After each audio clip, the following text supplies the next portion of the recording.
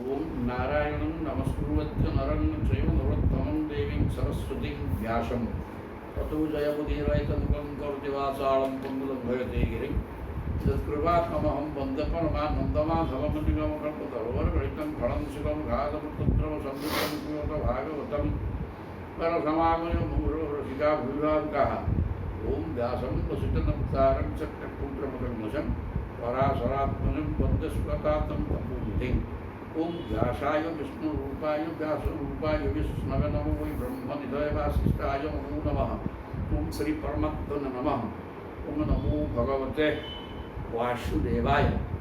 एकादश स्कंध अध्याय 2 बर्तमान ऋषभंकर 100 ता 9 जन होती ब्रह्मदर्शी 9 जन होती कवि हरि अंतरिक्ष देखिए 9 जन से 9 जन आकाश जनकपुरी राजा आसती निमि यज्ञ करुले से आसवा फल ये प्रश्न कर उत्तर दौरान भागवत धर्म कौन कवि 1 नंबर से उपदेश सरी बर्तमान हरि 2 नंबर होती हरि हरि बर्तमान कहते कहले जे उत्तम भागवत होती किए से सबू भूत भितर प्रभु सत्ता अच्छी आत्मा स्वरूप प्रभु अच्छा एवं प्रभु भितर समस्ते अच्छा ये प्रकार जी अनुभव करे समस्त समस्त को प्रभु स्वरूप देखे समभाव अपन शत्रु मित्र भाव रही सब तो प्रभु ये प्रकार है सी श्रेष्ठ भागवत 2 नंबर स्वरूप आम पढ़ा हरि कहते ईश्वरे तदधीनेशु बालिशेषु दिशुच ईश्वर ठारे प्रेम करे मित्र भावना साधु ठारे करुण अज्ञान करे करे उपेक्षा शत्रु ठारे करुण अज्ञान करे बालिशेषु करुणा तार कहते ईश्वर भगवान ठारे पूरा प्रेम करू एवं भगवान जी तदधीनेशु भगवत भक्त जी ठारे मित्र भावना भगवान पूरा ईश्वर बोली प्रेम या मित्र बोली देखे कारण निजे तो भगवत चिंतन कर भगवत चिंतन कर मित्र देखे बाड़ी शेषु गुड़ाक मूर्ख प्रति दया कारण भागवत पढ़ी गला आसिक गछ बड़े बस चाष कर देखले दया लगे हे प्रभु जो मनुष्य जन्म दी चिंता कौन तेणु ये प्रकार कथा मूर्ख मान को देखिले दया करे और शत्रु को घृणा करे ये 4 प्रकार जीव 4 स्तर में कहगला भगवान को पूरा प्रेम भक्त को मित्र भाव देखे बाईशेषु मूर्ख गुड़ाक जोड़ाक भल मंद कर्तव्य कर्तव्य बुझुना सी लोक गुड़ा कौन दया आसो देखिले कौन ये कला मनुष्य जन्म पाई शत्रु तो ऋणा पाखे बस प्रेम प्रेम मैत्री कृपा उपेक्षा सुंदर लिखा ये कथा जनाटी नाला उपेक्षा जह करोति स मध्यम ये 4 प्रकार दृष्टि देखे तर दृष्टि तार सामान नहीं सबू वासुदेव सर्वम सर्वम खड़ितम ब्रह्म सब कृष्णमय एवं समस्ते प्रभु भितर अच्छा प्रभु समस्त भितर अच्छा ये देखा उत्तम जी 4 स्तर में देखा ईश्वर को प्रेम करुच्ची तदधीनेशु प्रभु भक्तमान को भक्तमान सहित मित्रता मूर्ख को कृपा आउ शत्रु को उपेक्षा ए प्रकार जी गला से मध्यम तापर 3 नंबर आसला अधम अधम भक्त केमी अर्चायां एव हरे पूजांग श्रद्धये श्रद्धया इहते न तद्भक्तेषु सान्येषु स भक्त प्राकृत श्रुत केवल अर्चायां अर्चा विग्रह केवल प्रभु को देखी पाखे मंचिक सेवा कर पाठ किसी ना पूजांच श्रद्धया श्रद्धा भक्तिर सहित विग्रह पूजा टी कर केवल किंतु भक्त नहीं न तद भक्तेषु भक्त नहीं कि अन्येषु अन्य सब जीव मान प्रति घृणा भाव टेंगी हो क्या शुद्धो क्या चिड़ा हो चिड़चिड़ा ये प्रकार हो ये प्रकार हमको भक्त कहुए किंतु प्राकृत माने अधम भक्त ये अधम भक्त उत्तम मध्यम मध्यम अधम तीन प्रकार भक्त कहला सदा सर्वदा कहुच्छी केवल विग्रह पूजा मात्र बापा से पाठ किसी ना कर किंतु अन्य मान ठीक देख समस्ते शत्रुटा भी ठीक देख प्रकार भेद छाड़ी सब गोटे देखे वासुदेव सर्वम बोले उत्तम भक्त हो कहते गृहीत्वा अपि इंद्रिय अर्थान जो न दृष्टि न हृष्यते विष्णु माया इदम पश्यन सवै भागवत उत्तम आउ किए श्रेष्ठ भक्त कथा सुंदर कम कहली गृहीत्वा अपि इंद्रिय अर्थान जो न दृष्टि न हृष्यति कौन गुड़े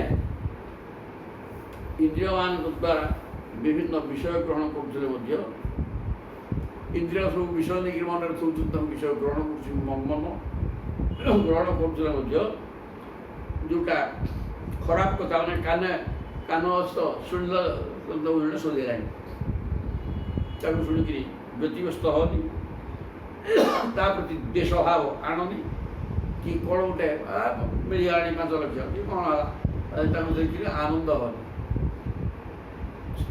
किए शोधुची प्रति शत्रुता भाव किए फुलवाड़ पकड़ प्रति मित्र भाव आग्रह करवा ये कथा जी कहूना इंद्रिय ग्राह वस्तु को नहीं मन जार संचल होनी दुखरे उद्विग्न होनी कि सुखरे आनंद ही देनी समस्त स्थिति रोचे यहाँ भी छोटिया कथा ना ये प्रकार स्थिति रहिले सब ठीक है द्वंद्वातीत विमर्शर द्वंद्व को अतिक्रम करे सुख दुख जय पराजय अंधार आलुओ तेणु से सब पाप पुण्य सब तो डुएल अच्छी परस्पर विरोध कथा ताकू को नहीं मन भितर मन को उद्विग्न न कले सुखरे हर्ष हसबार नहीं दुखरे कांदार नहीं एक कथा जी कौन विष्णु माया इदम पश्यन ये जगतटा विष्णुकर माया गोटे विराट शक्ति प्रभु अजय तेणु माया अजय ये अजय शक्ति चिंता कर विष्णु माया बोले भाविकी जी किसी पाईगला आनंद हो किसी हसीगला दुख करवा एक कथा जी नक सब विष्णु माया बोली चिंता करी सदा बेले सम अवस्था रहे स्थिर अवस्था रहे विचलित हुए सी है उत्तम भक्त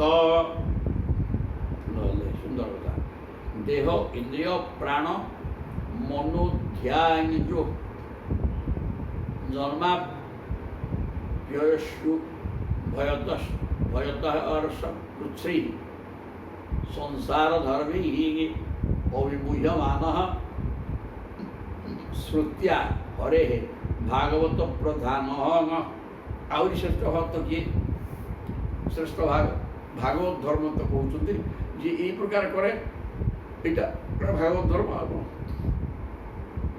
किसी सांसारिक धरधंजा आसला दुख करार नहीं कौन गोटे मिलगला आनंद हेनी एवं सदा विष्णुकर माया बोले चिंतन कर संसार को स्थिर रहा सदा बोले सी है उत्तम भागवत भागवत धर्म कहते ये आचरण कले सी ही भागवत धर्म देह इंद्रिय प्राण मन ध्यान मन एवं बुद्धि देह इंद्रिय गुड़ाक 10 ज्ञानेन्द्र 5 कर्मेन्द्र 5 इंद्रिय प्राण वायु मन एवं बुद्धि जो हो जन्म अव्यय क्षुभय दर्श पृथ्वी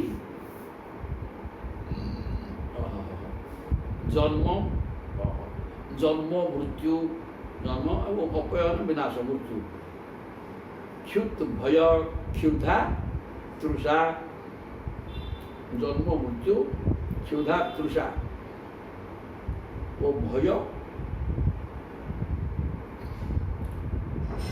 दर्श पृथ्वी भय एवं कष्ट कष्ट भय एवं कष्ट ये जो जोड़ी जोड़ी कहला जन्म अपाय मैंने विनाश जन्म मृत्यु आगु क्षुधा तृषा एवं भय कष्ट ये सांसारिक धर्म एगुड़ाक संसार धर्म धर्म वाला मैंने सुनिश्चित ଆଉ କ୍ଷୁଧା ତୃଷା ହେବ ଆଉ ଭୋକ ହେବ ଆଉ ପାଣି ପିଇବାକୁ ଇଚ୍ଛା ହେବ ଏଗୁଡ଼ା ହେବ ବେଳେ ତାପରେ ତର୍ସ ସେଇ ଭୟ ଏବଂ କଷ୍ଟ ଆସିବ ଏ ସବୁଗୁଡ଼ାକ ଦେହ ଇନ୍ଦ୍ରିୟ ପ୍ରାଣ ମନ ଓ ବୁଦ୍ଧିରେ ହିଁ ଦେଖା ଦିଅନ୍ତି ଏଗୁଡ଼ାକ ଏଇମାନଙ୍କୁ ଆଶ୍ରୟ କରିକି ରୁହେ କ୍ଷୁଧା ତୃଷା ପେଟରୁ ଭୋକ ହେଲା ସେ ମନ ଉପରେ ପ୍ରଭାବ ପକାଇବ शरीर इंद्रिय प्राण मन एवं बुद्धि एमानकु आश्रय करी जो जिनस गुड़ाक किए जन्म मृत्यु आविर्भाव तिरोधान क्षुधा तृषा भय एवं कष्ट युड़ाक ये देह इंद्रिय मन प्राण बुद्धि एमानकु आश्रय करी रुहे संसार धर्म ही संसार पक्का धर्म संसार अच्छे रही संसार धर्म ही अविमुह्यमान ये संसार धर्म ये संसार कला मान युवा सब आसो भोग शेष हेनी जन्म मृत्यु हेनी जन्म मृत्यु हम घर को जन आसो कि पलैला ये प्रकार सब हम दुख कष्ट हम भय हम मृत्यु भय कष्ट भी हम ये संसार धर्म या जी संसार धर्म जी विचलित हुए नहीं न विमुह्य मोहग्रस्त हुए नहीं ये सब जिन गुड़ाक हेले स्थिर भाव रहे समभावापन्न सी है श्रुत्या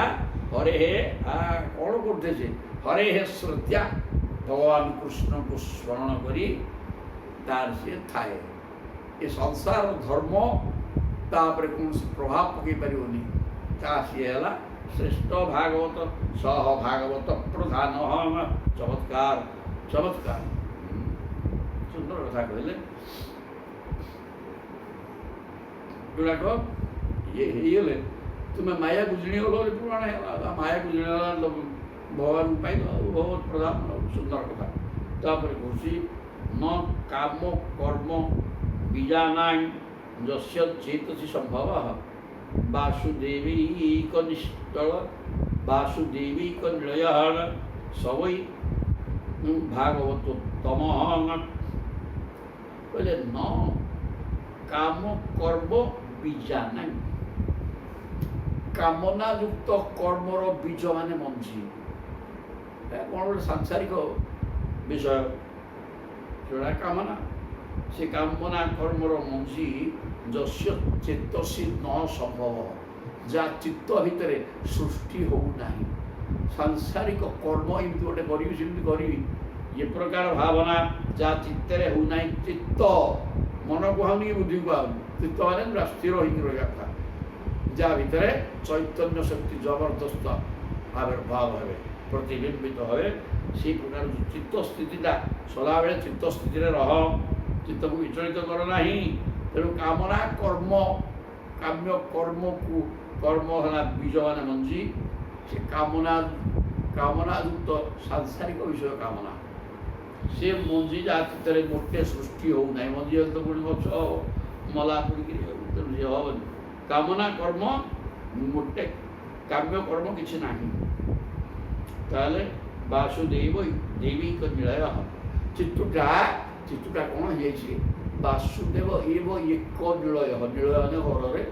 ତେଣୁ ଭଗବାନ କୃଷ୍ଣ ହେଉଛନ୍ତି ସେ ଚିତ୍ତରେ ବସିବା ଲୋକ। ଏକମାତ୍ର ଭଗବାନ କୃଷ୍ଣଙ୍କର ଗୃହ ହେଇଯାଇଛି ଚିତ୍ତଟା। କୌଣସି କାମନା ନାହିଁ। କାମନାର ବିନାଶରେ ଦୁଃଖର ବିନାଶ। କାମନା ରହିଲେ ଦୁଃଖ ଆସିବ ଏବଂ ଭଗବାନ ପଶିବେନି ଭିତରେ।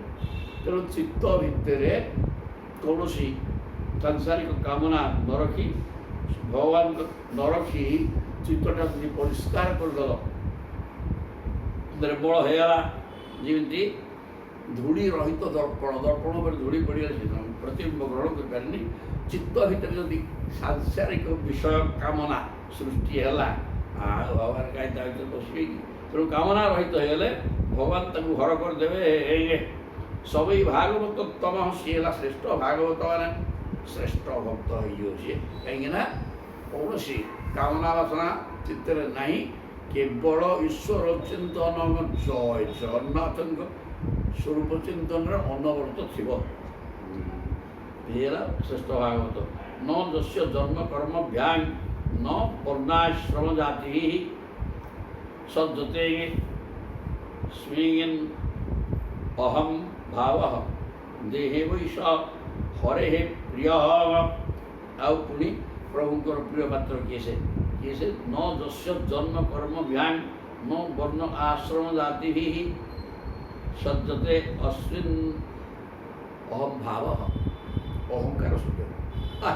देखुन मु ब्राह्मण घर जन्म बोलू अहंकार करना कौनटे है आउ कार कौन है छुआ चिंता कर बाहादुरी कहले अहंकार ता ना मो भाया किए ना ब्राह्मण जदि ब्राह्मण हो कौन तू कलुणी दे कौन टा कर যদি ভগবানଙ୍କୁ ପାଇଯାଆନ୍ତୁ ତାହେଲେ ବୁଝନ୍ତା ଇଏ ହେଲା। ତେଣୁ ଅହଙ୍କାର କରନ୍ତୁ। ଯସ୍ୟ ଜନ୍ମ କର୍ମକୁ ନେଇ ମୁଁ ଯେମିତି କର୍ମ କରୁଛି ଆଉ କିଏ ଏମିତି କିଏ କରିଦେବ ଦେଖୁନ ଅହଙ୍କାର। ତେଣୁ ନିଜର ଜନ୍ମ ମୁଁ ଉଚ୍ଚ କୂଳରେ ଜନ୍ମ ଏଇ ପ୍ରକାର ଯେଉଁ ଭାବନା ମୋ ପରି କାମ ମୁଁ ଯେଉଁ ପ୍ରକାର କର୍ମ କରୁଛି ସାଧାରଣମାନଙ୍କୁ କରୁନାହାନ୍ତି ଏସବୁ ଜିନିଷ ଏଇ ପ୍ରକାର ଚିନ୍ତନ କଲେ ଜନ୍ମ କର୍ମ ବର୍ଣ୍ଣ ଆଉ ବର୍ଣ୍ଣ ବି ब्राह्मण क्षेत्र वैश्य सूत्र एखाने वर्ण जन्म उच्च जन्म मुखांटी ब्राह्मण वर्ण और आश्रम धर्म ब्रह्मचर्य गार्हस्थ्य वानप्रस्थ सन्यासी ये चार्टा आश्रम ये आश्रम को लेकिन देख मु वानप्रस्थ रही आउ जगत किए रोनी ये प्रकार सन्यासी ये नहीं जब गर्व कला अहंकार कला सज्जते अश्विन अहम भाव ये सब जिन नहीं अहम भाव आसीगला पतन ताहार हो इलागा देहे वही स हरे हे अश्विन अहम भाव न सज्जते अश्विन अहम भाव अहंकार जार नहीं ये सब जिन नहीं उच्च जन्म कर्मटा विशुद्ध कर्म करुँची वर्ण एवं आश्रम को लेकर जार अहम भाव नहीं सी ही श्रीहरिंकर प्रियपात्र हम न जस्य स्व पर वित्ते स्वात्मनिवा विधा सर्वभूत समशांत सवै भागवतोत्तम चमत्कार। उत्तम भक्तर लक्षण कौन भागवत धर्म कौन ना युवाक एमती कहे बोले तू भक्त बोली प्रमाण हो एगुड़ा अच्छी कि नहीं निजे टी परीक्षा कर देखे जदि अच्छी तू भक्त होइछु जदि नहीं टे बदलार व्यवस्था करे भक्त हो जा रे बानर। हाँ तू नर नुह बानर हो सारूनी तेणु टे भक्त हो जा भगवान को पाइबू ना हम ना न जस्य स्व पर भाव मु मोर भाव एगुड़ा रख ना पर निज पर भाव रखनी वित्तेषु आत्मनिवा विधा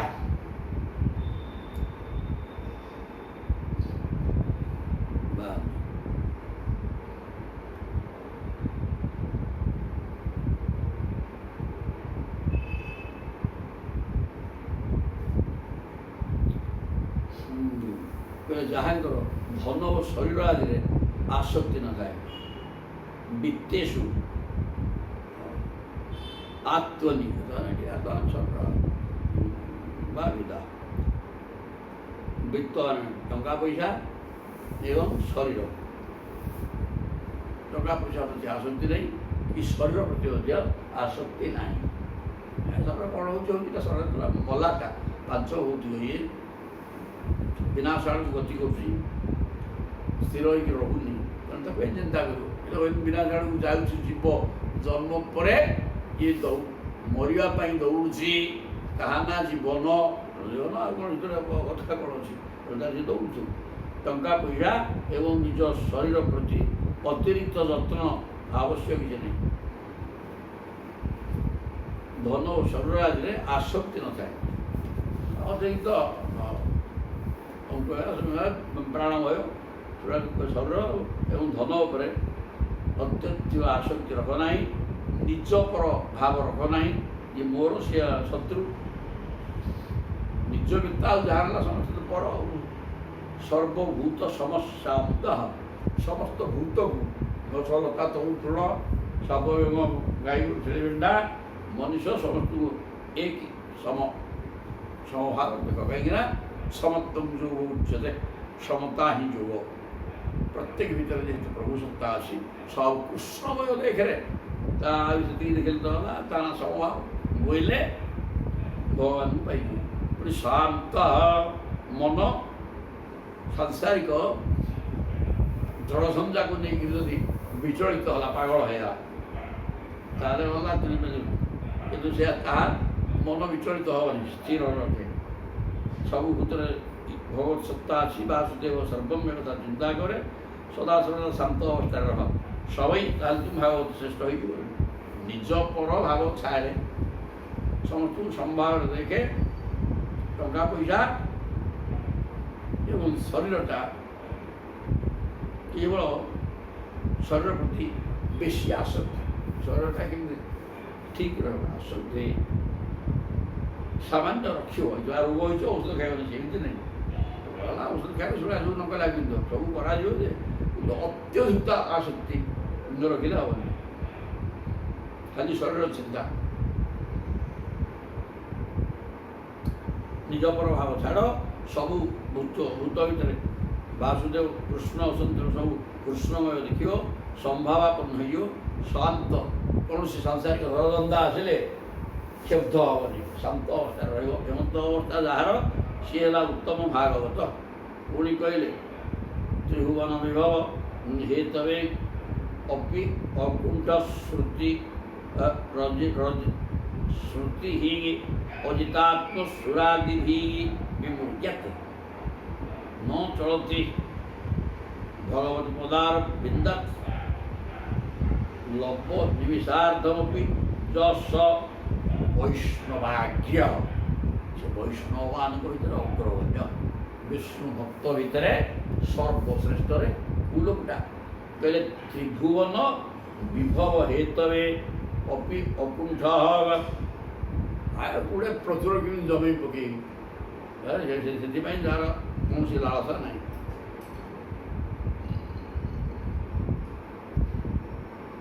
ଦେବତାମାନେ ମଧ୍ୟ ଭଗବାନଙ୍କର ଚରଣ କମଳକୁ ଖୋଜି ବୁଲନ୍ତି ସିନା, ଭଗବାନଙ୍କର କୃପା ବିନା ସେଇ ଚରଣ କମଳ ପାଆନ୍ତି ନାହିଁ। ତାକୁ ଖୋଜିକିରି ବୁଲ। ଭଗବାନ ଯଦି କୃପା ନ କଲେ, ଭଗବାନ କୃପା ନ ପାଇଲା ପର୍ଯ୍ୟନ୍ତ ତୁମେ ଚେଷ୍ଟା କରି ଚାଲ, କିନ୍ତୁ ସେ ମିଳିବେ ସେ କଥା ନୁହଁ। ତାଙ୍କ ଇଚ୍ଛା ମିଳେ, ନହେଲେ ଗୋଟେ ମିଳିପାରିବ। କିନ୍ତୁ ଭଗବାନଙ୍କର ପ୍ରେମୀ ଭକ୍ତଙ୍କ ଚିତ୍ତ ସେହି ଚରଣ କମଳର ସନ୍ନିଧି ଓ ସେବାରେ ନିରନ୍ତର ଲାଗି ରହେ। ଶ୍ରୁତି ଅଜିତାତ୍ମ ସୁରାଦିବି ବିମୁଖ୍ୟାତ। ଅଜିତ ଯିଏ, ଯାହାର ପରାଜୟ ମୋଟେ ନାହିଁ, ତାଙ୍କ ନାଁ ବି ବିଜୟ। ସିଏ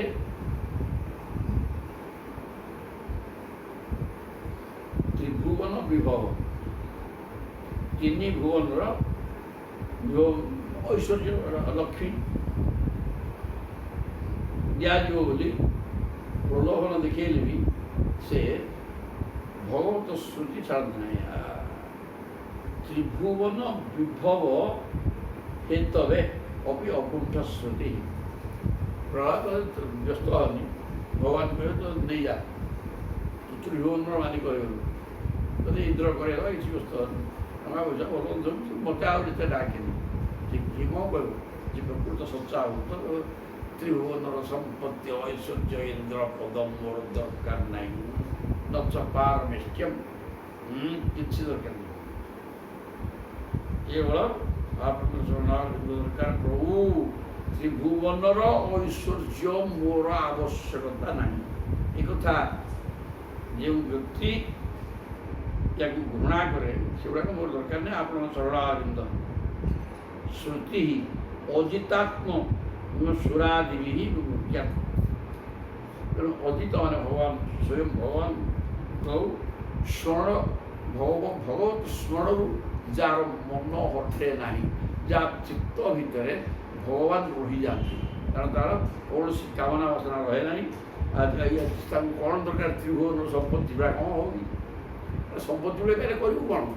ଯେତିକି ଆବଶ୍ୟକ ସେତିକି ରଖିଲେ ତ ଯଥେଷ୍ଟ ହେଲା।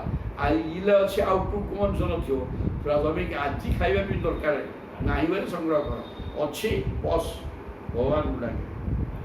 ତ୍ରିଭୁବନ ଯେ ପ୍ରକୃତ ସଚ୍ଚା ଭକ୍ତ ତାଙ୍କୁ ତ୍ରିଭୁବନର ଐଶ୍ୱର୍ଯ୍ୟ ଦେଲେ ସେ ତାକୁ ଗ୍ରହଣ କରିବେନି, ମୋତେ ଭଗବାନ ଦରକାର। ତେଣୁ ଅଜିତାତ୍ମ ସୁରାଦିବି ବିମୁଢ଼୍ୟାତ୍, ସେ କୌଣସି ସମ୍ପତ୍ତି ପ୍ରତି ଲାଳାୟିତ ହେବ ନାହିଁ। ସେ କେବଳ ପ୍ରେମୀ ଭକ୍ତଙ୍କ ଚିତ୍ତ ଭବ ଚରଣାରବିନ୍ଦରେ କେବଳ ଲାଗି ରହିବ, ତାର ଦରକାର ନାହିଁ। ଅଜିତ ସୁରାଧିବି ବିମୁଢ଼୍ୟାତ୍, ଏ ପ୍ରକାର ଯିଏ ହେବ ନ ଚଳତି ଭଗବତ ପଦାରବିନ୍ଦାତ୍, ଭଗବାନଙ୍କ ଚରଣାରବିନ୍ଦରୁ ଯାହାର ମନ ଅନ୍ୟତ୍ର ଯାଏ ନାହିଁ, ଟଙ୍କା ପଇସା ଭଲ ମନ୍ଦ ସେଗୁଡ଼ାକ ଆବଶ୍ୟକ ଦରକାର ନାହିଁ। ଏ ପ୍ରକାର ଯେଉଁ ବ୍ୟକ୍ତିଟା କେବଳ ଭଗବତ ଚରଣାରବିନ୍ଦ ବିନ୍ଦାତ ନ ଚଳତି ଲବ ନିମିଷ କ୍ଷଣଙ୍ଗପି, କୌଣସି ମୁହୂର୍ତ୍ତରେ ପାଠ କୁହାହେଲା କ'ଣ ସାଂସାରିକ କର୍ମ ଭିତରେ ଗତି କରୁଥିଲେ ମଧ୍ୟ ଈଶ୍ୱରଙ୍କର ସ୍ମରଣ କରିବା, ତାଙ୍କ ରୂପ ଚିନ୍ତନ ଏବଂ ନାମ ଜପ କରିବାରେ ବହୁତ ଭୁଲ ଅଛି, ଅସୁବିଧା କିଛି ହେବ। ତେଣୁ ସେଇ ପ୍ରକାର କରିକିରି ଐଶ୍ୱର୍ଯ୍ୟ ରାଜ ସମ୍ପଦ ଜ୍ଞାନରେ ମଧ୍ୟ ଯେଉଁ ଭକ୍ତ ତାହାକୁ ଗ୍ରହଣ କରିବା ବା ନେବା ପାଇଁ ଇଚ୍ଛୁକ ନ ହୋଇ ଭଗବାନଙ୍କୁ ଚରଣାରବିନ୍ଦ ସ୍ମରଣ ହିଁ ମୋର ଦରକାର, ମୁଁ ନିମିଷ ଲବ ଟିକିଏ ଗୋଟେ ମୁହୂର୍ତ୍ତ ବି ନଷ୍ଟ କରିବାକୁ ଚାହୁଁନି, ଏ ପ୍ରକାର ଯିଏ କରେ ସିଏ ହେଲା ପ୍ରକୃତ ଶ୍ରେଷ୍ଠ ବୈଷ୍ଣବ ଅଗ୍ର୍ୟ, ବୈଷ୍ଣବମାନଙ୍କ ଭିତରେ ଅଗ୍ରଗଣ୍ୟ। ଭାଗବତ ଗୁରୁ ବିକ୍ରମାଙ୍କି ଶାଖା ନଖମଣି ଚନ୍ଦ୍ରିକୟା ନିରସ୍ତ ତାପେ ହୃତି କଥଂ ଉପସୀଦତ୍ୟାଂ ପୁନଃ ସହ ପ୍ରଭବତୀ ଚନ୍ଦ୍ର ଇବୋଦିତୋର୍କ ତାପ। ହେଲେ ଭଗବତ ଉରୁ ବିକ୍ରମାଙ୍କି ଶାଖା ନଖମଣି ଚନ୍ଦ୍ରିକୟା ନିରସ୍ତ ତାପେ, ଭଗବାନଙ୍କର ପରାକ୍ରମ ଅସୀମ, ପରାକ୍ରମ ହୃଦି କଥଂ ଉପସୀଦତାଂ ପୁନଃ।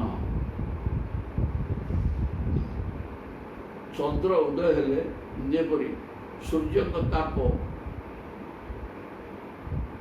ଉଭେଇଯାଏ, ପ୍ରଭୁଙ୍କ ଚରଣକମଳର ଅଙ୍ଗୁଳି ନଖର କୋମଳ କାନ୍ତି ସେହିପରି ଭକ୍ତଙ୍କ ହୃଦୟର ସକଳ ସନ୍ତାପ ଦୂର କରିଦିଏ।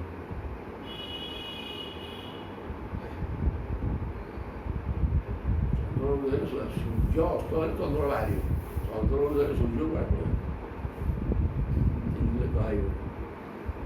ଭଗବତ ଉରୁ ବିକ୍ରମାଙ୍ଘ୍ରି ଶାଖା ନଖମଣି ଚନ୍ଦ୍ରିକୟା ନିରସ୍ତ ତାପେ। ନିରସ୍ତ ତାପେ, ତାପ କିଏ ଦେଉଛି ନା ସୂର୍ଯ୍ୟ।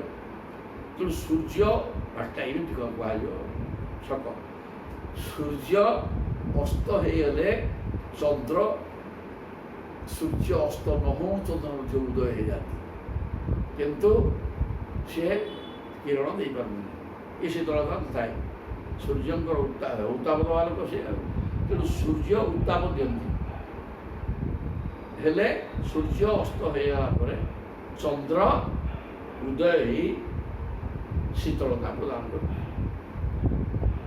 ଠିକ୍ ସେମିତି ଭଗବତ ଗୁରୁ ବିକ୍ରମାଙ୍ଘ୍ରି ଶାଖା ନଖ ମଣି, ଭଗବାନ ଅତ୍ୟନ୍ତ ପରାକ୍ରମୀ। ଭଗବାନଙ୍କର ନଖର ଯେଉଁ ମଣି, ନଖରୁ ଜ୍ୟୋତି ବାହାରୁଛି ଚନ୍ଦ୍ର କିରଣ ଭଳିଆ, ନଖ ମଣି ଚନ୍ଦ୍ରିକା, ଚନ୍ଦ୍ରିକା କୌମୁଦୀ ଜ୍ୟୋତ୍ସ୍ନା ପ୍ରାସାଦସ୍ତୁ ପ୍ରସନ୍ନତା। ଚନ୍ଦ୍ରିକା ବୋଲେ କ'ଣ କିରେ ନା ଚନ୍ଦ୍ର କିରଣ। ପ୍ରଭୁଙ୍କର ନଖରୁ ଯେଉଁ ଚନ୍ଦ୍ରିକା ବାହାରୁଛି ମାନେ ଚନ୍ଦ୍ର କିରଣ ଭଳିଆ ଶୀତଳ କିରଣ ବାହାରୁଛି। ସୂର୍ଯ୍ୟ ଅସ୍ତ ହୋଇଗଲା ପରେ ଚନ୍ଦ୍ର ନିଜର କିରଣ ଦ୍ୱାରା ଜଗତକୁ ଶୀତଳ କରିଦିଅନ୍ତି। ଠିକ୍ ସେମିତି ଭଗବାନଙ୍କର ପାଦ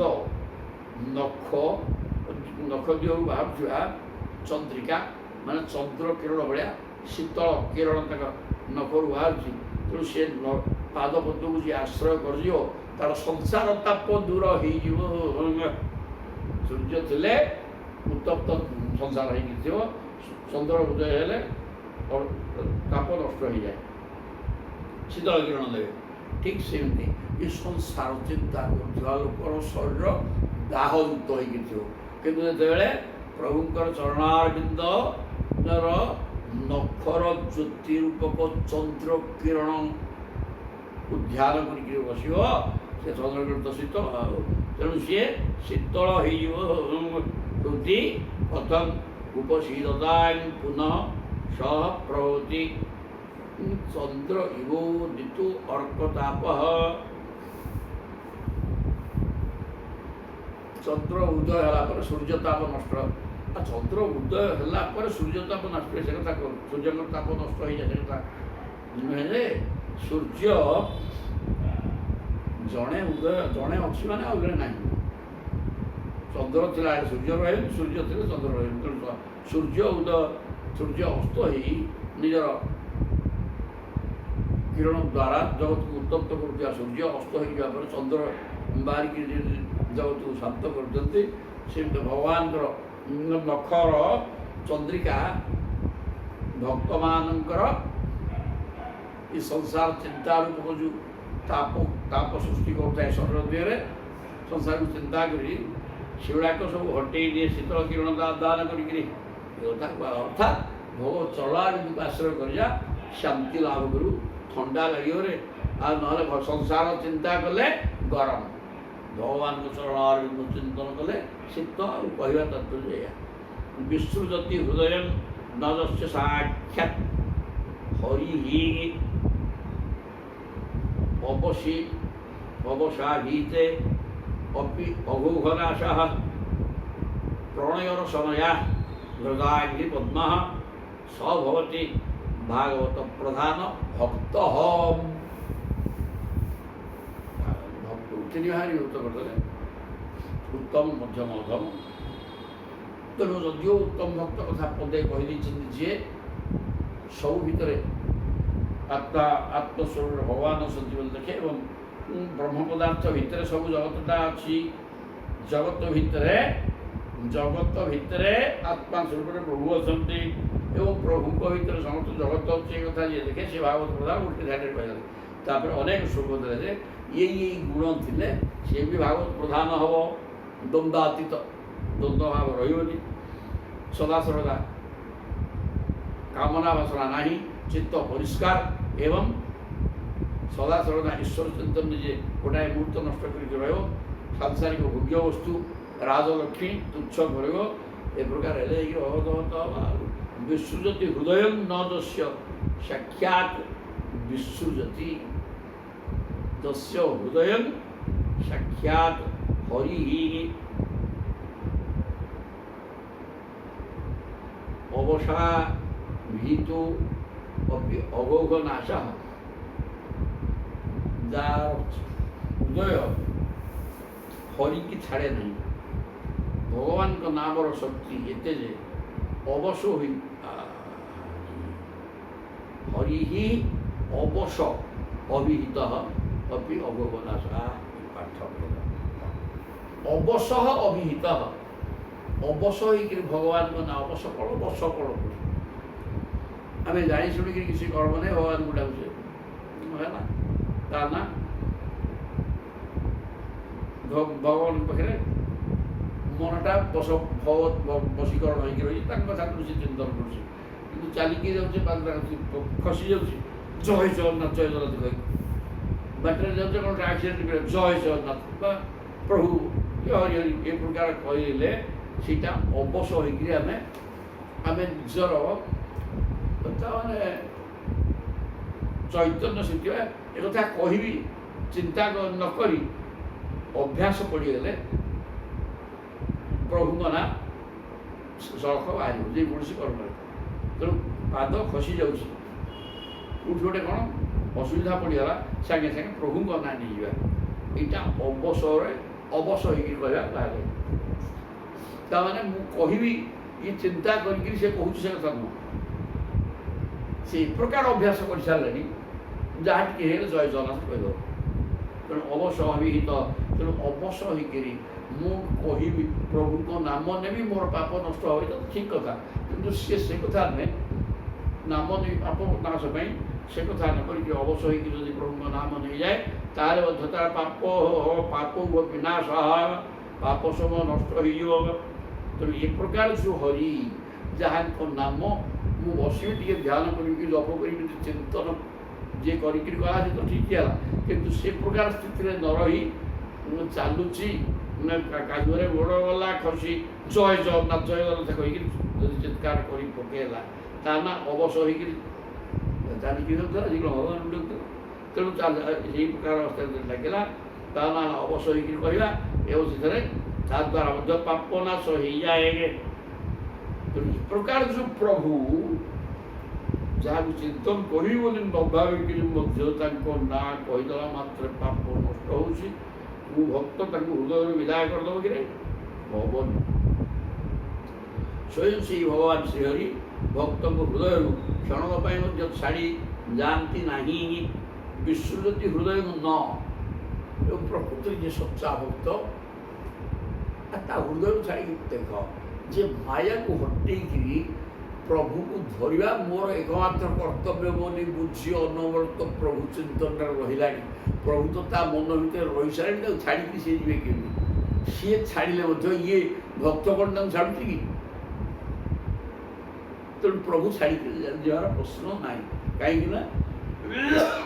भक्तटा प्रभु कृपार सीटा आम कह आम किसी कर प्रभु चाहिए ये हो निज मन मायारे बाया हो तेणु जदि मन कौन बुद्धि की जागृत कर चिंतन कर कौन करूँ कहीं चिंता कर पागल भावी मूर्ख बस छाड़ जय जगन्नाथ काम ना बस माई धरती हम ओम नमो भगवते वासुदेवाय कही मूर्ति चिंतन कर एमंत चिंता करा बोले कौन हम प्रलय प्रणय रसनया द्रुताग्नि पद्मान निजर प्रेम रज्जुरे दृढ़ रूप से बांधि रखी किए से सच्चा भक्त से निजर हृदय पद्म भितर प्रभुंर चरणारविंद को बांधिकी रखी से छाड़ार प्रश्न ना माया हटई सारा बुझी सारा ये संसार किसी ना या दुख एवं जंत्रणादायक एवं चिंता कले पागल हो तेणु ये पागल आम बंद करा प्रभु चिंतन में सदा बेले जदि मन को गला ही पड़ेगा बुद्धि की जागृत कर मन को टाणी आणु बुद्धि जागृत हो रही मन हलचल हेनी एवं प्रभु चिंतन सदा सर्वदा रही प्रकार कले सह भवती भागवत प्रधान भक्त सी ही श्रेष्ठ भक्त होरे आम अवश्य ही भगवान को ना नहीं जाऊँ पाप क्षय हो जाऊँगी तेणु आम जाणी शुणिक जदि भगवत चिंतन करा पाप क्षय निश्चय हो सी भगवान भक्तर हृदय छाड़ी जाती नहीं अर्थात ଭକ୍ତକୁ ସେ କୃପା କରୁଛନ୍ତି, ତାକୁ କହନ୍ତି ହଁ ତୁ ଯା ତୁ ସଦାସର୍ବଦା ଚିନ୍ତନ କରିବୁ। ଓ କାହିଁକିନା ତୁ ତ ଛାଡ଼ୁ ଆଉ ମୁଁ ଆଉ କ'ଣଟେ କରିବି? ମାୟାର ପ୍ରଭାବ ପକେଇକିରି ତ ଚିତ୍ତକୁ ବିଚଳିତ କରିବା ପାଇଁ ମୁଁ ଅନେକ ପ୍ରଚେଷ୍ଟା କରିଛି କରୁଛି, ଯେ ପ୍ରଭୁଙ୍କର କାମ ତାହା ସହଜ ଧରାଯାଏ। କିନ୍ତୁ ଯଦି ଜଣେ ମାୟାକୁ କଟେଇକିରି ଓ ବାପା ଏଗୁଡ଼ାକ ମୋର ଦରକାର ନାହିଁ ଚିନ୍ତା କରିବା, ସେ ଛାଡ଼ ସଂସାର ନାହିଁ ତାକୁ କାହିଁ ଚିନ୍ତା କରିବି, ତାହା କିଛି ନ ବେକାର ଜିନିଷ, ଏ ମନ୍ତ୍ର ଚିନ୍ତନ କରେ ଅନବରତ ପ୍ରଭୁ ଚିନ୍ତନ ରହିବ। ଯଦି ଜଣେ ପ୍ରଭୁ ଆଉ ତା ହୃଦୟରୁ ଛାଡ଼ିକି ଯିବାର ପ୍ରଶ୍ନ ନାହିଁ। ତାପରେ ଧୃତାଙ୍ଗି ପଦ୍ମ ପ୍ରଣୟର ସମୟା, ଯେଉଁ ଭକ୍ତ ନିଜର ହୃଦୟରେ ପ୍ରଭୁଙ୍କ ଚରଣାରବିନ୍ଦୁକୁ ବାନ୍ଧିକି ରଖିପାରିଲାଣି ସିଏ ହେଉଛି ପ୍ରଧାନ ଭକ୍ତ। ଭାଗବତ ଏବଂ ଭକ୍ତ ଭାଗବତ ମହାପୁରାଣ କର୍ମଂସ୍ୟାଂ ସହିତ ଏକାଦଶ ସ୍କନ୍ଧେ ଦ୍ୱିତୀୟ ଅଧ୍ୟାୟ ଇଏ ହରି କହୁଥିଲେ। ତାପରେ ଆଉ ଜଣେ ଆସିବ ଅନ୍ତରିକ୍ଷ, ତୃତୀୟ ଅଧ୍ୟାୟ ଆରମ୍ଭ ହେଲା। 3 ନମ୍ବର ବ୍ୟକ୍ତି 8 9 ଜଣ ଆସିଛନ୍ତି। ଋଷଭ ଦେବଙ୍କର ପୁତ୍ର, ଯେଉଁମାନେ ବ୍ରହ୍ମଜ୍ଞାନୀ। ମାୟାକୁ ପାର ହେବା, ମାୟା କ'ଣ, ମାୟାରୁ କେମିତି ପାର ହେବ ଉପାୟ, ଏଇଟା କୁହାହେଉଛି କର୍ମଯୋଗ କୁହାହେଇଛି। କର୍ମଯୋଗଟା ଶୁଣିଲେ ଆମ ଗୁରୁଦେବ ଭାଗବତରେ ଅଛି ବୋଲି କହିବେ। ତାହେଲେ ପାଠ କହିଲେ ରାଜୁବାଚ ରାଜା ପରୀକ୍ଷିତ ସଂଗୀତ, ପରୀକ୍ଷିତ ଇଚ୍ଛା ନାହାନ୍ତି ଜୟ ଜନକ ରାଜା ନିମି ଜନକସି ବର୍ତ୍ତମାନ ପୁଣି ପ୍ରଶ୍ନ କଲେ, ଯଜ୍ଞ ଚାଲିଛି। 9 ଜଣ ଋଷି ଅଛନ୍ତି, 2 ଜଣ କବି ଏବଂ ହରି, 2 ଜଣଙ୍କ ପାଠ ଗଲା ସରିକି 3 ନମ୍ବର ଆସିବେ। କହିଲେ ପରସ୍ୟ ବିଷ୍ଣୁ ଈଶସ୍ୟ ମାୟା ବିନା ମାଇନାଙ୍ଗପି ମୋହିନୀ ମାୟା ବେଦୁ ଇଚ୍ଛାମହଂ ଭଗବନ୍ତୁ ପୂର୍ବନ୍ତୁ ନହଂ। ସେଇଠି ରାଜା ନିମି କହୁଛନ୍ତି ପରସ୍ୟ ବିଷ୍ଣୁ ଈଶସ୍ୟ ମାଇନାଙ୍ଗପି ମୋହିନୀ। ମାୟା ଶକ୍ତି ଖାଲି ଭଗବାନଙ୍କ ପାଖରେ ଅଛି, କିନ୍ତୁ ମାୟାର ମାଲିକ ସେ। ଆଉ ଅନେକ ମୟଦାନ ମାୟା ଅଛି, ସବୁ ଦେବତାଙ୍କ ପାଖରେ କିଛି କିଛି ମାୟା ଅଛି। ଇନ୍ଦ୍ର ବିଭିନ୍ନ କୁଟାକୋଟ ବେଶ ଧରିକିରି ଅନେକ କଥା କରୁଛନ୍ତି। ଗୌତମଙ୍କ ବେଶ ଧରିକି ଅହଲ୍ୟାକ ହରଣ କରିଥିଲେ। ଇଏ ପୃଥୁ ଯଜ୍ଞ ଅଶ୍ଵ କୁରୂପ ସନ୍ନ୍ୟାସୀ ରୂପ ଧରିକି, ସେ ରୂପ ଧରିଲେ କେହି ବିଶ୍ୱାସ କରିବେନି ଇଏ ଚୋରି କରିଥିବ ବୋଲି। ସେମନ୍ତ ରୂପକୁ ଧରିକିରି ସେ ଚୋରି କରିକିରି ଭଡ଼ା ନେଇକି ଯାଇଥିଲେ। ତ ଏଇ ପ୍ରକାର ଯେଉଁ ପାଠ, ତା ସମସ୍ତଙ୍କ ପାଖରେ କିଛି କିଛି ମାୟା ଅଛି, କିନ୍ତୁ ପ୍ରଭୁଙ୍କ ମାୟା ସବୁଠୁ ଉର୍ଦ୍ଧ୍ୱରେ। ବିଷ୍ଣୁ ଈଶସ୍ୟ, ଈଶ ମାନେ ସ୍ୱାମୀ, ମାଲିକ, ଅନ୍ୟମାନେ ମାଲିକ ନୁହଁ, ତାଙ୍କ ତଳିଆ ଲୋକ। ତେଣୁ ସେ ମାଲିକଙ୍କ ପାଖରେ ମାଇନାଙ୍ଗପି ମୋହିନୀ, ମାୟା କିଛି କିଛି ମାୟା ଶକ୍ତି ଥିବା ଦେବତାମାନଙ୍କୁ ମଧ୍ୟ ମୋହ କରିଦେବାର କ୍ଷମତା ଥିବା କରିଛନ୍ତି ନା। ଇନ୍ଦ୍ର ମାୟା ହେଇଛନ୍ତି, ବ୍ରହ୍ମା ମାୟା ହେଇଛନ୍ତି, ଶିବଶଙ୍କର ମାୟା ହେଇଛନ୍ତି। ଆଉ ଦେବତା କ'ଣ କହିବା, ଅନ୍ୟ ଦେବତା ହେଲେ ତା ସଙ୍ଗରେ ପଡ଼ିବେନି। ଇନ୍ଦ୍ର ଦେବରାଜ, ଇନ୍ଦ୍ର ଯେ ଜୀବନୀ, ବ୍ରହ୍ମା ଶିବ ଯଦି ମାୟା ହେଇଛନ୍ତି ସବୁ ଏହା ସିଏ ହିଁ ବ୍ରହ୍ମଙ୍କର ପଦବୀ ଗୋଟେ ଗୋଟେ ସମକକ୍ଷ ବିଷ୍ଣୁଙ୍କ ସହିତ। କିନ୍ତୁ ସେମାନେ ମଧ୍ୟ ବିଷ୍ଣୁ ମାୟାରେ, ତାଙ୍କ ପାଖରେ ବି ମାୟା ଅଛି, ହେଲେ ସେ ମାୟାରେ ମୋହିତ ହେଇଯାଉଛନ୍ତି। ମାଇନାଙ୍ଗପି ମୋହିନୀ, এই প্রকার যে বিষ্ণু মায়া সে বিষ্ণু মায়া ଟିକେ ଜାଣିବାକୁ ଚାହୁଁଥିଲେ କି ନିମି କହୁଛନ୍ତି ବିଷ୍ଣୁ ମାୟାଂ ବେଦୁ ଇଚ୍ଛାମଃ ଭଗବନ୍ତ। ହେ ଭଗବାନ, ଆପଣମାନଙ୍କ ସ୍ୱୟଂ ଭଗବାନ ନା, ଭାଇ ଭଗବନ୍ତ ଭୁବନ୍ତୁ ନଃ, ମୋତେ ସେ ଭଗବତ ମାୟାକୁ ଟିକେ କହ।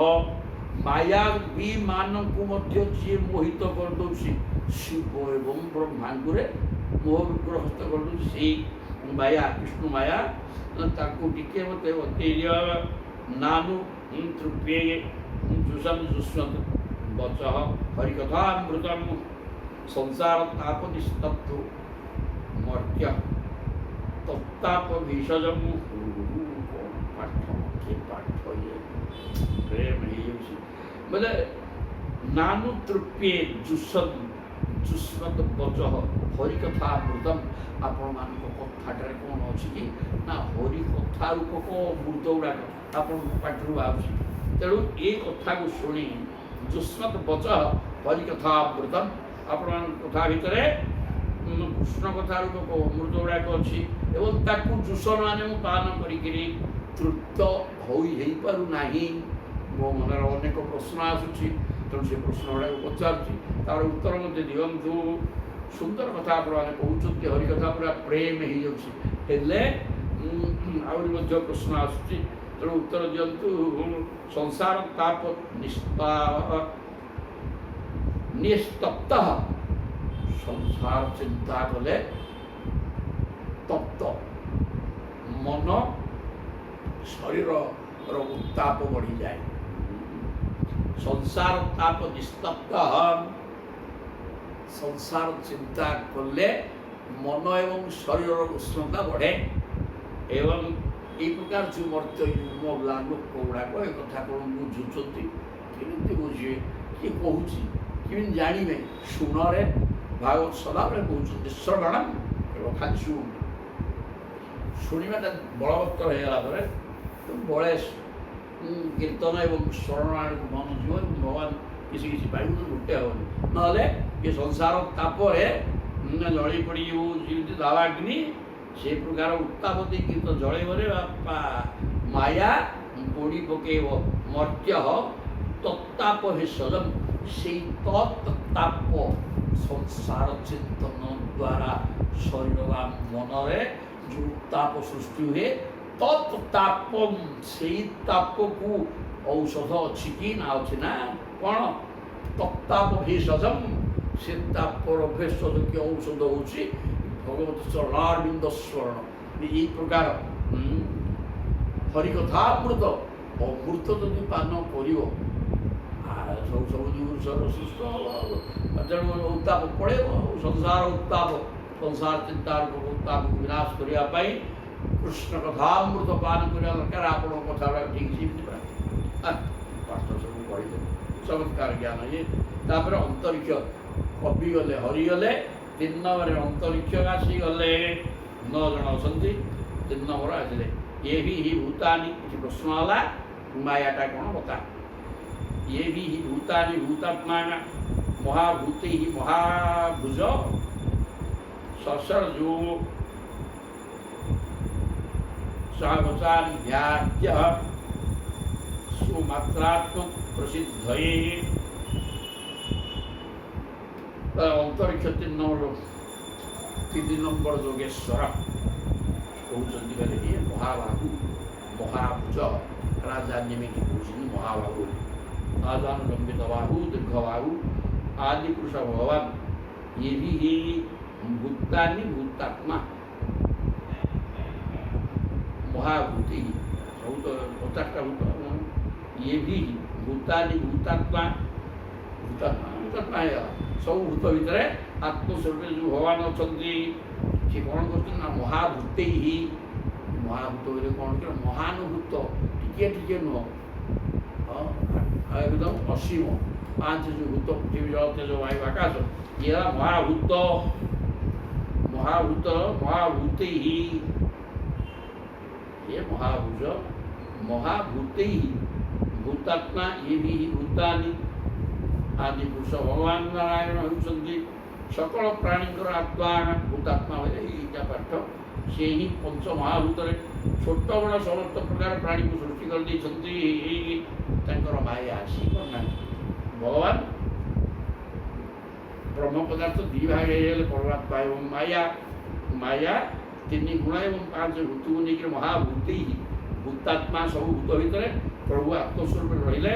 महाभूत 5 भूत को लेकर माया ये भी भूतानि ये जो 84 लक्ष विभिन्न जोनि सृष्टि जीव मान सृष्टि कर ये ना माया ससर्जु उच्चा उचानी छोट पिंपुड़ी अच्छा हाथी भी अच्छा ये प्रकार छोट बड़ अनेक भूत भूतात्मा भूते ही भूतात्मा भूते ही भूतानि ससर्ज पाठ भूतात्मा सब भूत भितर आत्मस्वरूप हित मिठा गुण ये है अनुप्रास 3टा भूत लगी भूतानि भूतात्मा समस्त भूत भीतर आत्मस्वरूप भगवान महाभूते ही 5 महाभूत को लेकर भूतानि ससर्ज ये भूतମାନଙ୍କୁ ତିଆରି କରିଛନ୍ତି ଭୂତମାନେ 84 ଲକ୍ଷ ବିଭିନ୍ନ ଜାତିର ଜୀବଜନ୍ତୁଙ୍କୁ ତିଆରି କରି ପକେଇଛନ୍ତି। ଉଚ୍ଚାବତା ତା ଦେହରେ ଛୋଟ ବଡ଼ ସବୁ ଜୀବକୁ ସୃଷ୍ଟି କରିଛନ୍ତି। ସୁମାତ୍ରାତ୍ମକ ପ୍ରସିଦ୍ଧ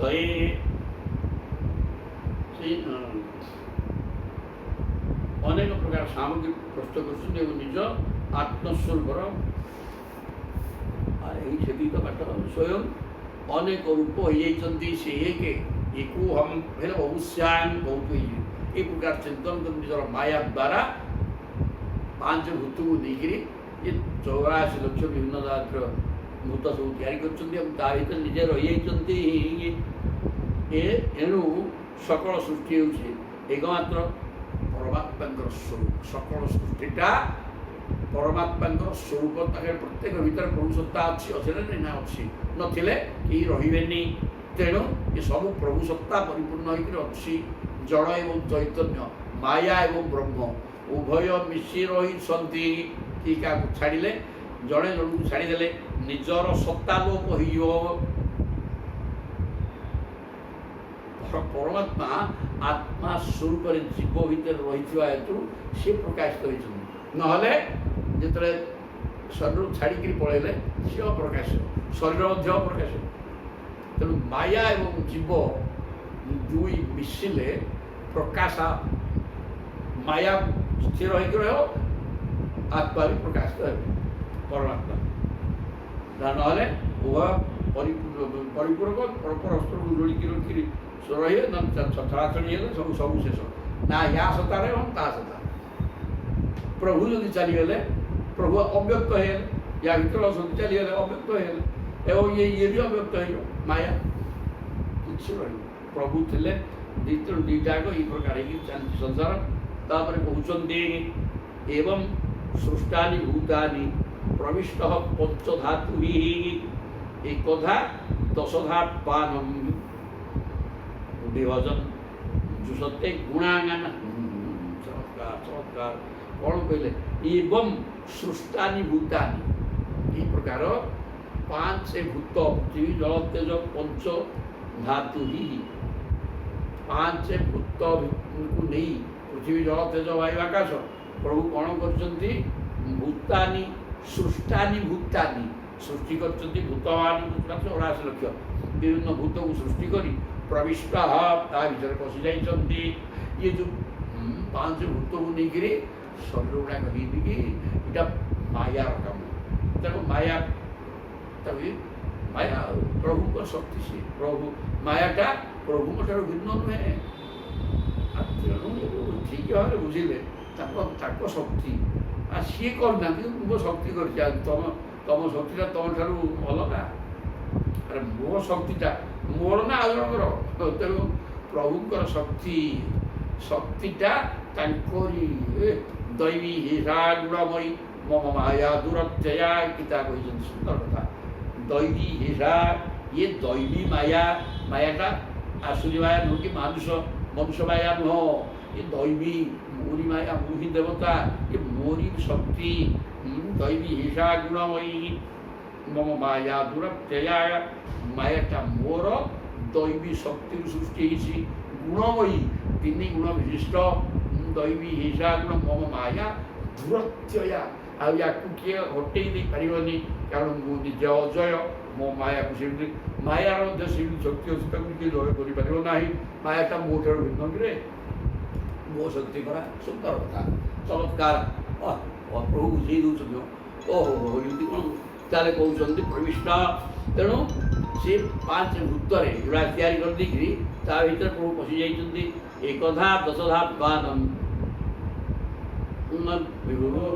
तो से भीतर कौन होची एक है मन 10 होचन्ति इंद्रिय 10 इंद्रिय और मन को लेकर आत्मान जीवात्मा विभजन जुषते गुणान गुण को भोग कर जीवात्मा गुण को भोग कर मन एवं 10 इंद्रिय माध्यम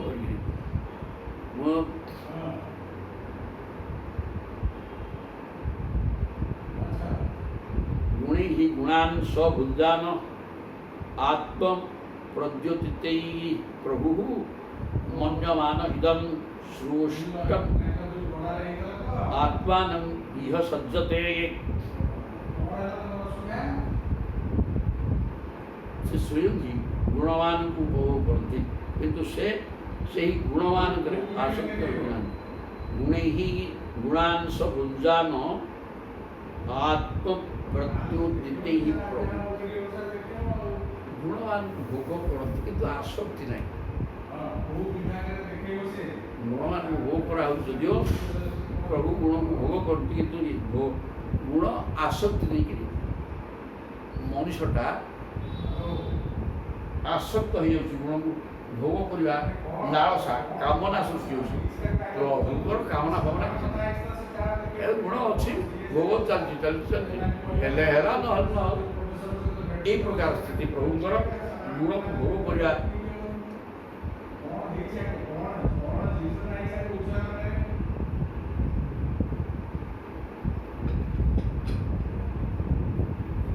भोग करने कामना वासना प्रभु करना है गुणे ही गुणांश जान प्रभु की कहला आत्मा ही 10 इंद्रिय एवं मन माध्यम भोग कर भोग कर भोग देखुं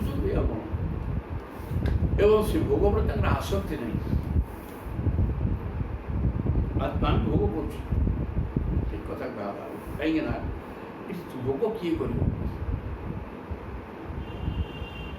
मन भोग कह मन जड़ जड़ ना नहीं चैतन्य शक्ति थी भोग कर ना भोग कर तेणु चैतन्य शक्ति जेहेतु भोग कर मन हो भी चैतन्य शक्ति सी मन भी जड़ सब भर प्रभु पशि जाती तीन गुण समस्ते जड़ सब भर प्रभु पशिक अच्छा तेणु मन भी जड़ सी भोग कर तेणु चैतन्य शक्ति में पशिबार भोग हो तेणुक जीवात्मा भितर पशिक समस्त भितर सी रही मन बुद्धि चित्त अहंकार सर्वत्र इंद्रिय भितर सब रही तेणु सब भर देवता अच्छा कहुच्छे देवता किए से चैतन्य शक्ति ही देवता तेणु सी देवता नी भोग हम कि आखि अच्छी किंतु दिशुनी ता भर देखा शक्ति नहीं से शक्तिटा ही देवता जे पाठला से देवता सब भोग कर कौन भूल नहीं किंतु आम जमी कामना रखिक भोग कर भोग दरकार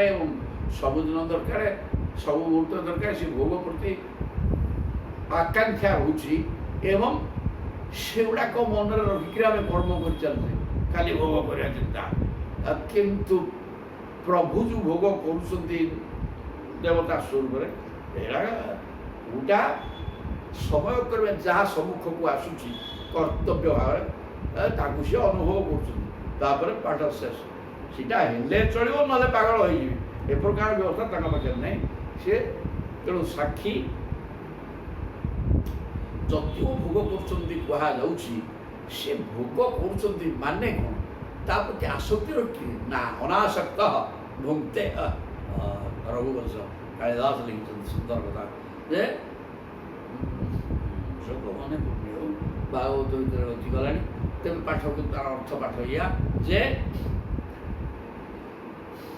कौन सी भोग करी तथा कामना रखिक भोग कले भोग बांधि एवं से कामना तुट्यो ना भोग्य पदार्थ आसला भोग है पड़ा काटे सी गला आम बाटे आउ से भोग वस्तु को चाहिए यहीटा है प्रभु पाठ मनुष्य जो सी स्तर को पलैब सी सेमती भोग कले तार कौन असुविधा हेनी सी स्तर को पलैले से ध्रुव भगवान को दर्शन करदे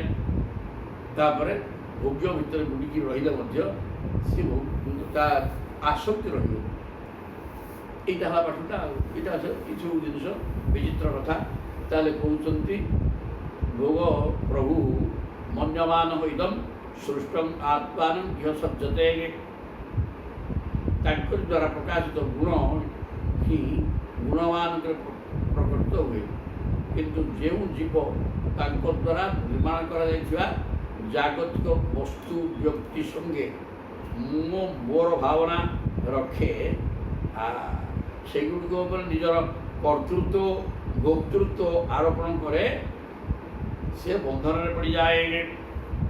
ଭଗବତ ସୃଷ୍ଟ ଭଗବାନଙ୍କ ମାୟା ଦ୍ୱାରା ଏଠି ଅନେକ ଭୋଗ୍ୟ ବସ୍ତୁ ସୃଷ୍ଟି ହେଇକରି ରହିଛି। ସେ ଭୋଗ୍ୟ ବସ୍ତୁ ଗୁଡ଼ାକ ମୋର ଏବଂ ମୁଁ ତାକୁ ଭୋଗ କରିବି, ଏ ପ୍ରକାର ଭାବନା କରି ଭୋଗ କରୁଥିବା ବ୍ୟକ୍ତିଟା ଭୋଗ୍ୟ ବସ୍ତୁ ଭିତରେ ବାନ୍ଧି ହେଇଯାଏ ଏବଂ ବାନ୍ଧି ହେଇକରି କାମନା ବାସନା ରଖି ଅନେକ କର୍ମରେ ଲିପ୍ତ ରହେ। ତାହା ହିଁ ଯନ୍ତ୍ରଣାଦାୟକ। କିନ୍ତୁ ଭୋଗ୍ୟ ଈଶ୍ୱରଙ୍କ ପାଖରେ ମନ ବୁଡ଼ିକି ରହିବ, ମନ କୃଷ୍ଣମୟ ହେଇକି ରହିବ। ଯଦି କିଛି ଭୋଗ୍ୟ ପଦାର୍ଥ ଆସିଲା ତାକୁ ଭୋଗ କଲେ ମଧ୍ୟ ମନ ତ କୃଷ୍ଣ ପାଇଥିବ, ମନ ସୁଦାମା ସ୍ଥିତିଟା ଆଉ ଗୋଟେ ଅର୍ଥ ଥିଲେ କିଛି ନଥିଲା। ଭୋଗ୍ୟ ପଦାର୍ଥ ମିଳିଗଲେ କ'ଣ ସେ ଭୋଗ ଭିତରେ ଜଡ଼ିତ ହେଇଗଲା। ଅଛି ତାର ଝିଅ ଘର ଅଛି, ରତ୍ନମୟ ଘର, ରତ୍ନ ଦୀପ ଜଳୁଛି, ସୁନା ଇଏ ଅନେକ ଯୁବତୀ ସ୍ତ୍ରୀ ତାଙ୍କର ଝିଅ ଅଛନ୍ତି, ଆଗରେ ଅଛନ୍ତି, ତାଙ୍କର କ'ଣ ହେବ। ତେଣୁ ସେ ଭୋଗ୍ୟ ପଦାର୍ଥ ଭିତରେ ରହିଥିଲେ ମଧ୍ୟ ଭୋଗ ତା ନା ଭୋଗ ନୁହଁ। ସୁଦାମା ଭୋଗ କରିନଥିଲେ, ଭୋଗ୍ୟ ବସ୍ତୁ ଥିଲେ ଶେଷ ପର୍ଯ୍ୟାୟରେ। ତେବେ এইটা ହେଲା ଏହି ତ ପାଠ। ଜୀବାତ୍ମା ଠିକ୍ ସେମିତି ସମସ୍ତ ଭୋଗ୍ୟ ପଦାର୍ଥର ସ୍ରଷ୍ଟା ସିଏ ଏବଂ ଇନ୍ଦ୍ରିୟ ଏବଂ ମନ ମାଧ୍ୟମରେ ଦେବତାମାନଙ୍କ ମାଧ୍ୟମରେ ଭୋଗ ଯଦିଓ କରନ୍ତି ତା ପ୍ରତି ଆସକ୍ତ ନୁହେଁ। ଯେଉଁଟା ଯେତେବେଳେ ଆସିକିରି ପହଞ୍ଚିଗଲା କର୍ତ୍ତବ୍ୟ ତା ପ୍ରତି ଆମର କର୍ତ୍ତବ୍ୟ ରହିଛି, ସେ ଭୋଗ୍ୟ ବସ୍ତୁ ପ୍ରତି ଗୋଟେ ନଥିଲା ତଳେ ବସୁଥିଲେ, ଗୋଟେ ଭଲ ଖଟଟେ ତିଆରି ହେଲା, ଗଦିଟେ ପଡ଼ିଲା, ତଳେ ନ ଶୋଇକି ନାହିଁ ତା ଭିତରେ ଶୋଇବା ଭୋଗ୍ୟ ପଦାର୍ଥ ସିଏ। କିନ୍ତୁ ଆଉ ଶୋଇଲେ ଏଠି ବି ଏଇଟା ହେଲେ ଚଳିବ, ସେ ଭାଙ୍ଗିଗଲା ତଳେ ଶୋଇବା କ'ଣ କହିବା ସେ ଏଇଟା ହେଲେ ହେବ ଏ ପ୍ରକାର ଚିନ୍ତନ ନୁହେଁ। এই প্রকার যদি ভোগ ভিতরে রহব সে ভোগ বন্ধন কারক হয়েপারে না। যদি প্রভুঙ্ক মায়া দ্বারা সৃষ্ট বিভিন্ন ভোগ্য বস্তু আগে কହୁଛି ভোগ্য বস্তু ভিতরে যদি মন জড়িত হয়ে বান্ধি হয়ে আর তাহলে আর ভিতরে মুক্তি হওয়ার প্রশ্ন ନାହିଁ। তা না বন্ধন।